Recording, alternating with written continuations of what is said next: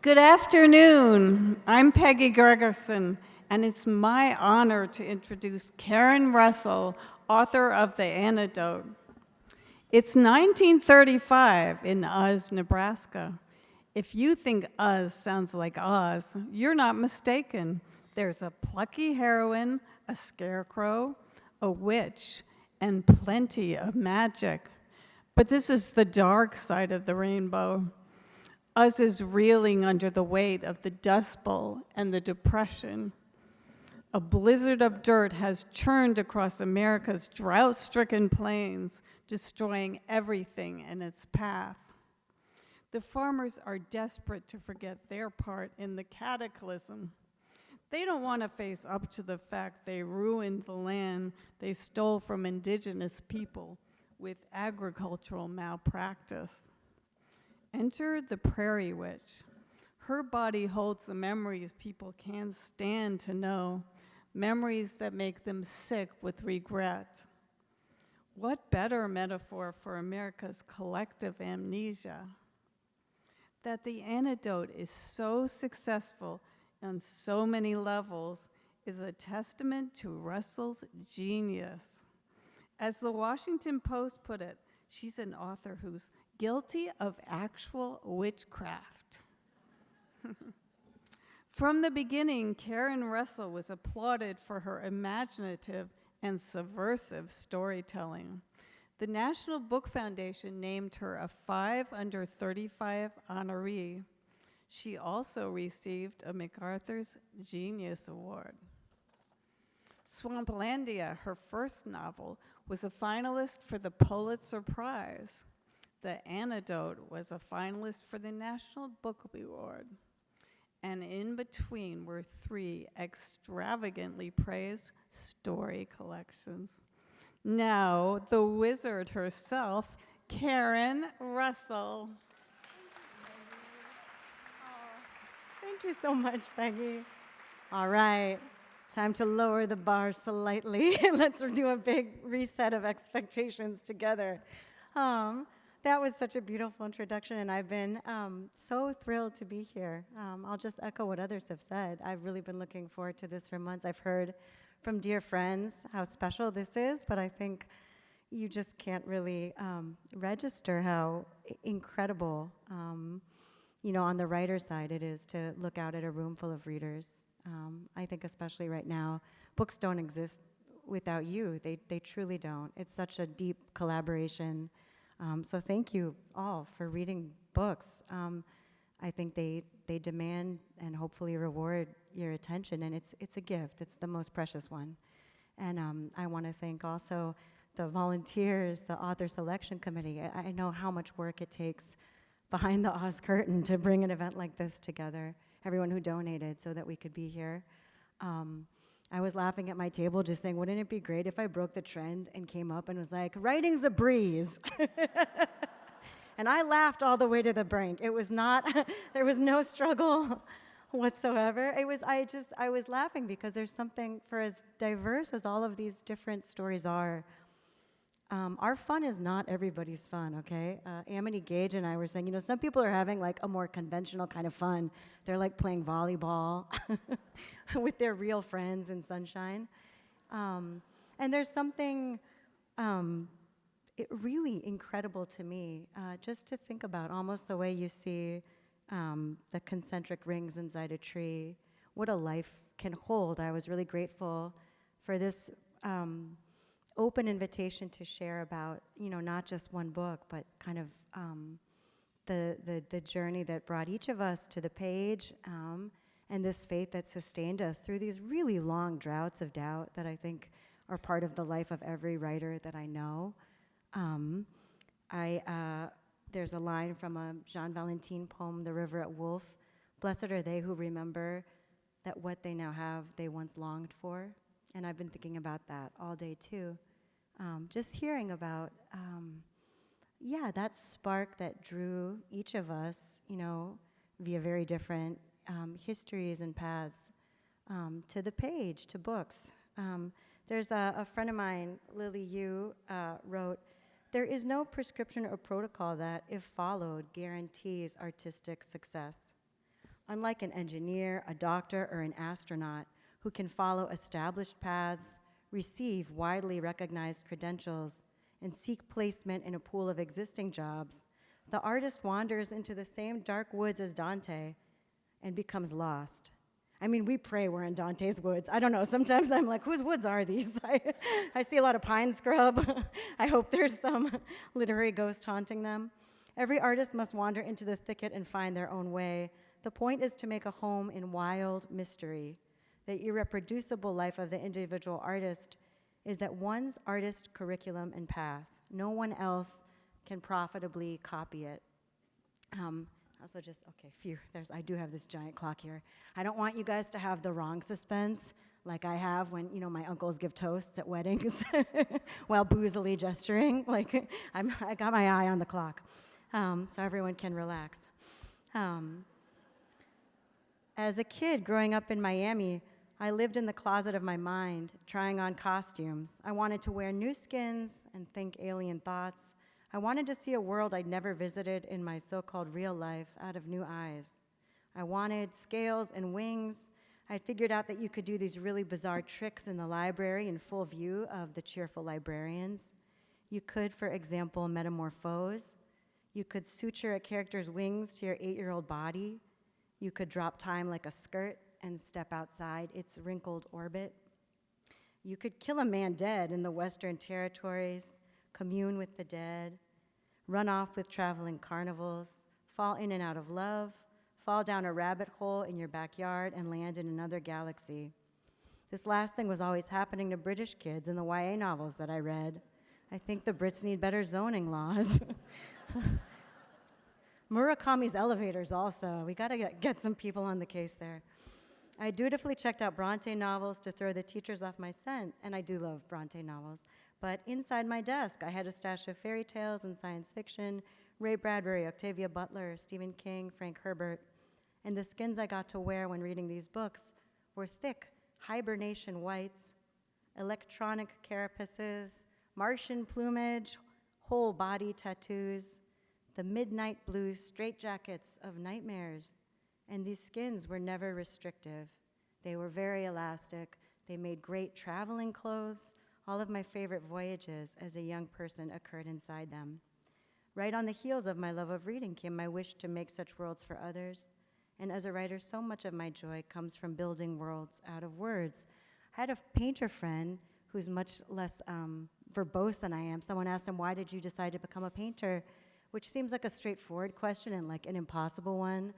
And he just said, I just really like paint. And I think there's some truth to that. I just really loved words. My own daughter now kind of dribbles words around like syllables. She's 6, and I'll hear her saying lemon, lemon, lemon. Like just the thrill of this yellow, sour, incredible word, like the joy of articulating it. I mean, it really is the way that like my son is dribbling his ball.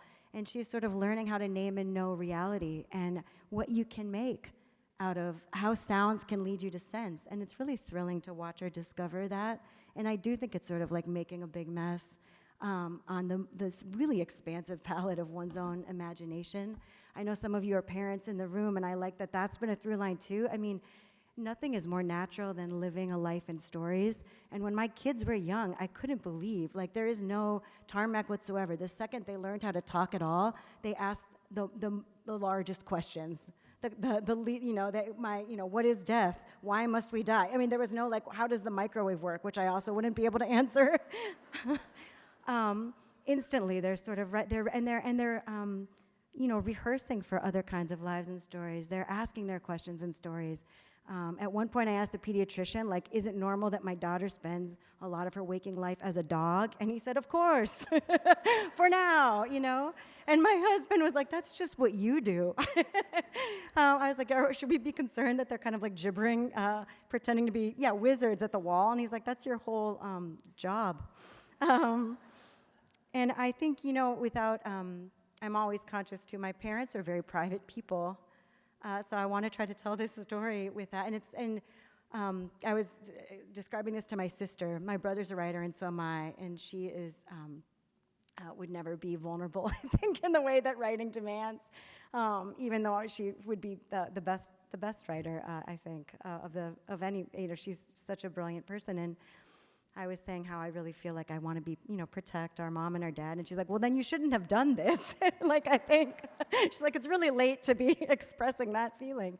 The witness protection program of fiction, of course, the people who know the subaudible world of your own references, your own biographical references that you're, everyone, whether you're imagining Detroit or Macondo, it's out of the terrestrial material of, the books you've read, the life you've led. But I say that because I wanted to thank them too. I was thinking about,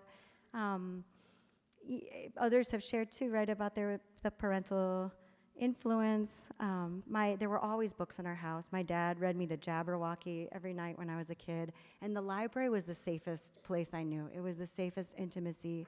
And for me, as for others who have shared, books they were an escape, absolutely.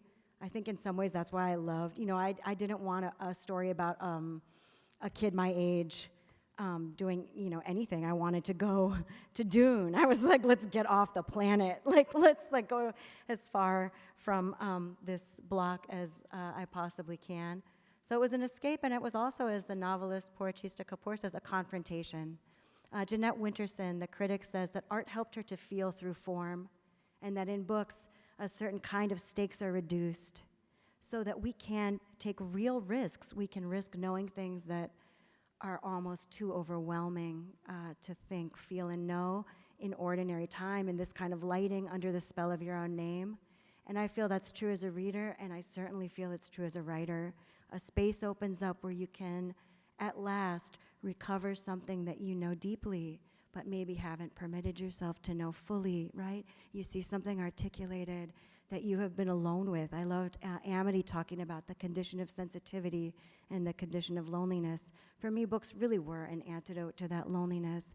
And the dissonance between sort of how adults can present reality to kids and what kids deeply know but don't have language or perspective around, books bridge that gap for me in a real way. I was thinking too, I've spoken to some teachers in the room, and it is a sorrow of mine that, you lead this second life that you don't, my teacher, Miss Timmis, my 7th grade English teacher, my high school teacher, Miss Wershing, I was such a social coward that I think I sort of concealed the nerd that I was. I wasn't like a brave nerd, sadly, at that time. Now, it's something I've aged into. But I really, I didn't tell these women how much the books they gave me mattered to me, that they were what the poet Maureen McLean calls the deep seas in which to dream and make a self. And I read Their Eyes Were Watching God and The Grapes of Wrath in 1992, the year that Hurricane Andrew flattened the city of South Florida and destroyed our home. And those books were a home. I mean, they really reflected back to me dimensions of an experience as distinct as they truly were, in all kinds of ways, right? The Jodes are very different from Janie, very different from me, like a 10-year-old kid in South Florida. But the power of weather to make and unmake people's lives, the way people exist, right? The great consolation of weather that we all exist in it together, but then how unequally communities are affected, right? This man-made disaster that followed something like Andrew, where I saw with my eyes, our family had insurance money. We were able to return to Miami. Our house was gone, but we could rebuild. And so many communities were literally swept off the map. So before I really had any historical understanding of these other forces that govern, our living, obviously still, books were a place I could go and gain some perspective and also feel less alone with the churn of, I know some of you very recently experienced this with the wildfires a little over a year ago in Altadena. And the afterlife of these catastrophes is very long. So that was a real before and after for our family. And I, from a very early age, identified as a writer. I think I also really wanted to be a librarian. I didn't really know that you could write books for a living. I didn't see anybody around me doing that, really. Librarians seem to have a great job where, and this isn't true, I now understand, but I was like, I think they read in air conditioning. And that did seem rad. I went to Northwestern, and I thought I was going to be a journalist. They have this wonderful journalism program. And then, with the derangement of love, I, defected I think now maybe to some relatives' concern, right? But I just took a poetry class, and that was it for me. And I'm now old enough that I'm spouting off unsolicited advice to anyone like 6 months younger than me. I'm like, don't spend so much on credit cards. Like, don't take out loans to go to a graduate writing program, which is just what I did. So very hypocritically, I give this advice. Because in a fugue of love, I just was like, what are these MFA programs? I just wanted to keep writing. And I was writing, obviously, right? Like whatever I was doing at 19 was not promising. But I had wonderful teachers who took me seriously. And the joy of that kind of dream exchange, I applied to Columbia University. I did don't take out so many loans, guys, but I did. And I worked as a veterinary technician and a publicity intern and all kinds of other high school trip counselor. I had a teaching fellowship, so I was teaching undergraduates and then also going to take care of the professor's bunnies at this Upper West Side clinic. And it was a dream to be there. And I think it accelerated something that might have happened anyways, but to be with my peers there. And then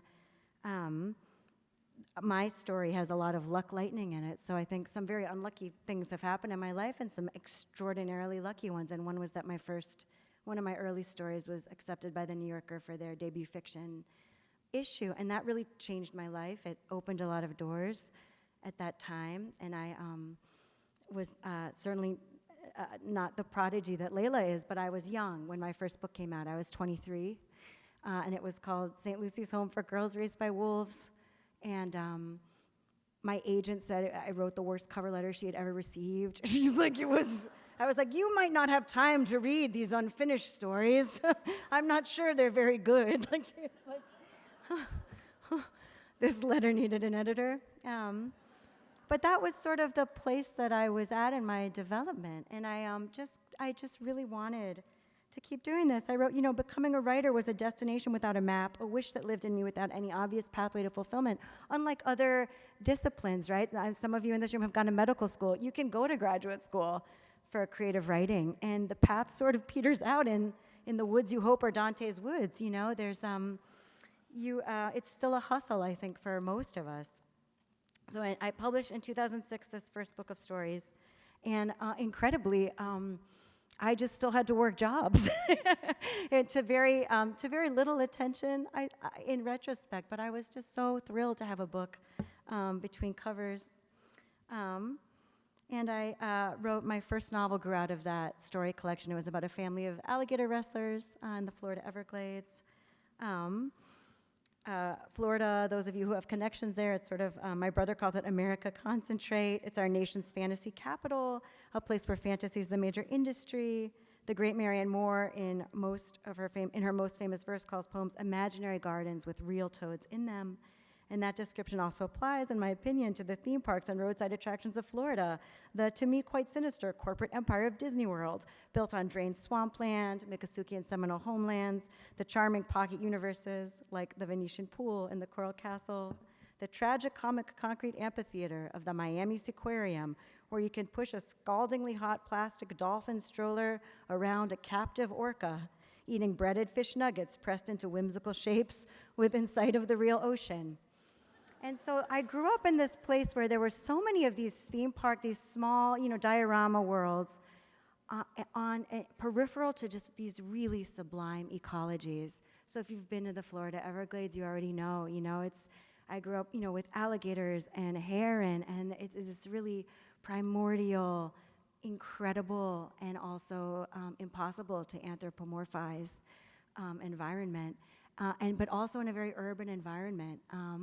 And I think the dissonance between the stories for sale, the fantasy for sale, as history in a place like Frontierland, and what I later, learned about how the artificial bedrock on which I grew up was created, that gap is what I'm always sort of interested in between sort of fantasy and the truths that those fantasies erase and conceal. I'm going to be quick now. My new novel, and I worked on it either 15 years or 3 years, depending on how you do that impossible math. But I got the idea for it.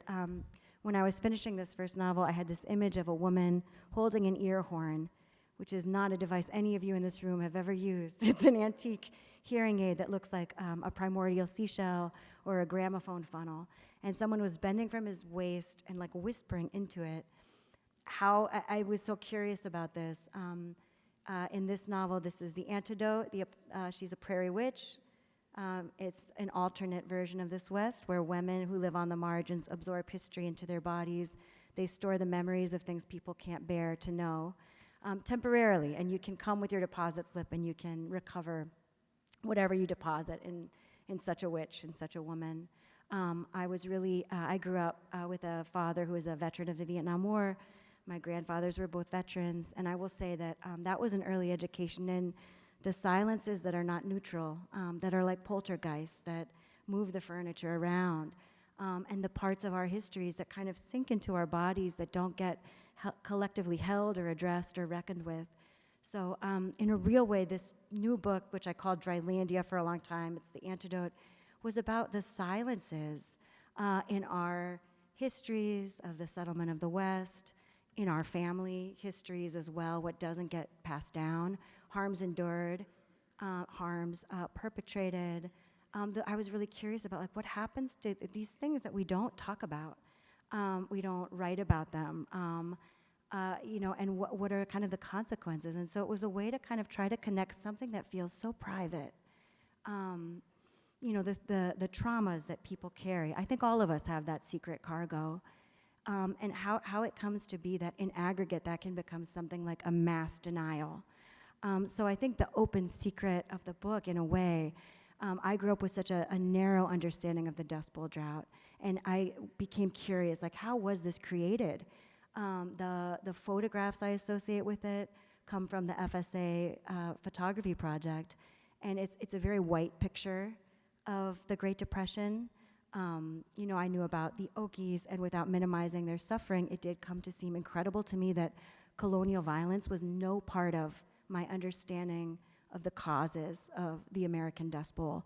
The dispossession of the dozens of Native nations in this region on the prairie happens in living memory, right? It's the period I'm writing about, the Pawnee nation is forced to remove from Nebraska, into the epicenter of what then becomes the Dust Bowl, a very small reservation in Oklahoma.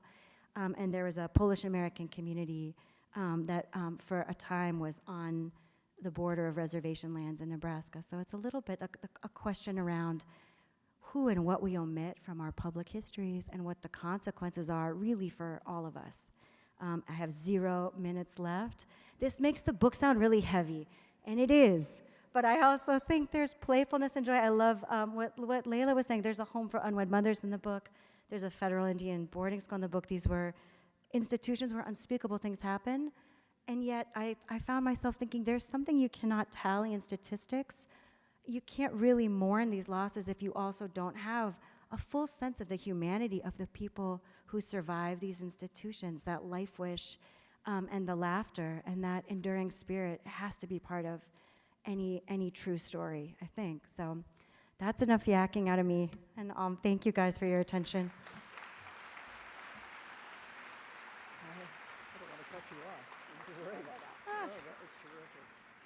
So, again, I don't want to cut you off, as I said, but one thing that had been curious to me, and making me curious about, and you sort of touched on it, but so you grew up in swamps in southern Florida, Everglades. Swamps and also malls, like both. Yeah, okay, swamps and malls and Disneyland, Yeah. Disney World.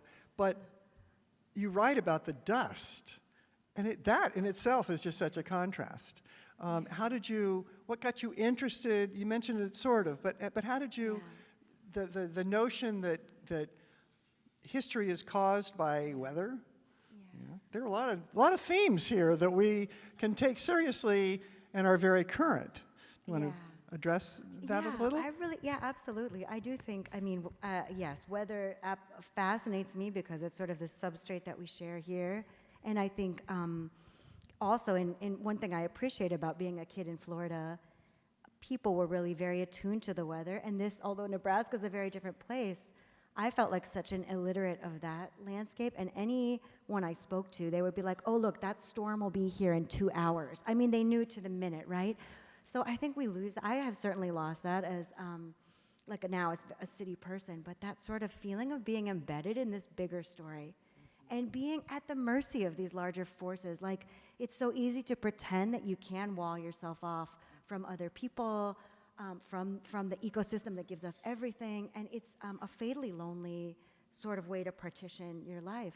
And I think that my grandparents grew up, they were worked for the Works Progress Administration and the Civilian Conservation Corps, so I sort of grew up with some of those stories about the Depression, and it fascinated me as a kid. It's such an inflection point, but also probably because it's right at the edge of living memory, and there are a lot of, it's not, I think I made this book sound so gloomy, but for me a big part of it was thinking about the possibilities that are still alive with us. So it's not just exhuming horrors, right? It's like there are beautiful dreams that living, like flying right alongside us. There are other ways of living here that exist right now. And I don't know if that totally answers the question, but it's also very mysterious to me. It just felt inevitable at a certain point that the book had to be set in Nebraska. And I've invented a lot of like post hoc confabulations about why, but you guys should not trust fiction writers. Like, guys were liars. My dad, that's what he said when I said I was I'm going to Columbia for this MFA. He was like, a graduate degree in lying? He was like, I'll teach you how to do that. What would we do without fathers in their one lines, They were right? great, yeah. So a lot of comparisons and city names and such as Peggy mentioned, compare the book to The Wizard of Oz. Yeah. Yeah, but what about the comparison to The Grapes of Wrath, which is where I went when I read it, and I loved The Grapes of Wrath. I love The Grapes of Wrath, too. I heard you say that. I really do, and it was a powerful influence on me. I think it was probably the first adult. That and Their Eyes Were Watching God by Zora Neale Hurston are two masterpieces and kind of pillars of my, they imprinted strongly on me. I'll say, too, if you know The Heart is a Lonely Hunter, which is a book that's sort of structured around silences and secrets. It's a polyphonic tale, and there's a mute man at the center, singer, who kind of receives everybody. So I think that those are three powerful influences. You keep saying there's some light parts of it. There's a lot of light part in The Antidote. Mary. I know. I feel like my publicist somewhere is like, Karen, please. Yeah. Do a better job. Like there are I always say like the dust to jokes ratio, heavily freighted towards dust, but they're jokes also. Well, one of my favorite characters is Dell, the high school basketball player, Oh, yeah, I love who makes her life work in a very setting that doesn't look like it's going to work for her. But how did you come up with her uncle, with the scarecrow, who is a very sentient character, and the itinerant photographer? Yeah. There are characters in this book besides the Prairie Witch. Yeah, I think the quickest way, I've been like doing publicity for a year and I still don't know how to describe my own book, so I thank you for your patience. It's these five strangers are united after the Black Sunday storm. Sort of they're all having strange luck in the wake of this disaster. I just love, they've always been around. I don't have a good answer, Mary. Like I genuinely, one of the ironies of this book is it took me so long to write that its origins are like buried in the dust. I'm like, just like doing speculative paleontology now. Like I don't totally know, but I love, she's a very angry, her mother has been murdered. There's a kind of this series of mass murders in the town, and then as now, some deaths register as tragedies, and some are never, no one even attempts to solve these crimes. So she's just a very angry, sort of feral, she plays basketball, and it's really the only thing that gets her She's out of really bed. good. That is, yeah, and that is a fiction. I also played basketball at that age, but that would be, just a pure fiction. She's like an incredible player. Well, and she deals with her adversity on her own. I mean, she sort of takes it under Yeah. She's going to manage to take care of her problems and her team's problems. Yeah, I think some of the book was really interested in that in different ways. All of these characters are quite lonely, and they have quite an individualistic kind of approach to things. Even though there is the Grange, there is community, but I think they are all kind of suffering in a great loneliness. And part of the joy of the book, for me, and others have spoken to this too, was that very spooky metamorphosis that I think none of us should take for granted, where strangers become friends. It's incredible that you can have something like a first encounter and build it into a relationship. Nicely said. Your book has been called Magical Realism. Yeah. How do you react to that? Do you think that's an apt description? So it's such an interesting question. I think I so strongly associate magical realism with a particular political history and with Latin American literature.